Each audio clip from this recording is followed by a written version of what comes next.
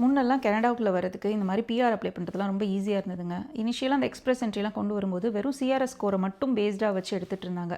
அதுக்கப்புறம் என்ன பண்ணாங்கன்னா ஒரு சர்டன் கேட்டகரின்னு சொல்லிட்டு அவங்க இன்ட்ரடியூஸ் பண்ணி அந்த கேட்டகரியில் உள்ளவங்க இவ்வளோ சிஆர்எஸ் ஸ்கோர் இருந்தால் போதும் அப்படின்ற மாதிரி சொன்னாங்க. அதில் என்னென்ன கேட்டகரிஸ்லாம் இருந்தது அப்படின்னு பார்த்தீங்கன்னா ஹெல்த் கேர் இருந்தது, அக்ரிகல்ச்சர் இருந்தது, ஃப்ரெஞ்ச் இருந்தது, அதுக்கப்புறம் ஸ்டெம், ஐடி இந்த மாதிரி நிறைய கேட்டகரிஸ் இருந்தது.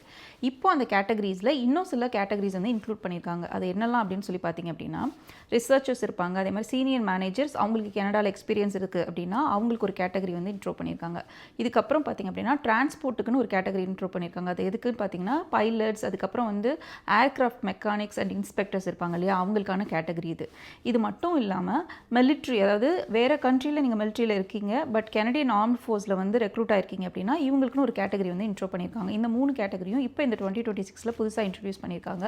சரி, புதுசாக இந்த கேட்டகரிஸ்லாம் இன்க்ளூட் பண்ணியிருக்காங்களே, பழைய கேட்டகரிலாம் இருக்குமா இருக்காதான்னு கேட்டால் அதெல்லாம் அப்படியே தான் இருக்குது. இதெல்லாம் புதுசாக இன்ட்ரோ பண்ணி இந்த கேட்டகரிஸ்குள்ளே கொண்டு வந்திருக்காங்க, அவ்வளோதான்.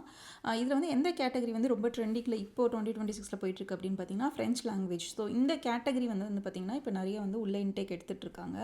ஸோ யாரெல்லாம் இப்போ கரண்ட்டில் வந்து பிஆருக்கு ட்ரை பண்ணுறீங்களோ, ஒருவேளை நீங்கள் ஃப்ரெஞ்ச் லாங்குவேஜ் படிக்கிறீங்க அப்படின்னா உங்களுக்கு வந்து ஆப்பர்ச்சுனிட்டிஸ் வந்து கொஞ்சம் அதிகமாக இருக்கிறதுக்கான வாய்ப்புகள் இருக்குது. இப்போ உள்ள சிச்சுவேஷன் படி நான் சொல்கிறேன். கனடா பற்றி இந்த மாதிரி இன்ட்ரெஸ்டிங்கான விஷயம் தெரிஞ்சுக்கிறதுக்கு சேனலை சப்ஸ்கிரைப் பண்ணிக்கோங்க. இந்த வீடியோ பிடிச்சிருந்தா லைக் பண்ணுங்கள், ஃப்ரெண்ட்ஸ் அண்ட் ஃபேமிலிக்கு ஷேர் பண்ணுங்கள்.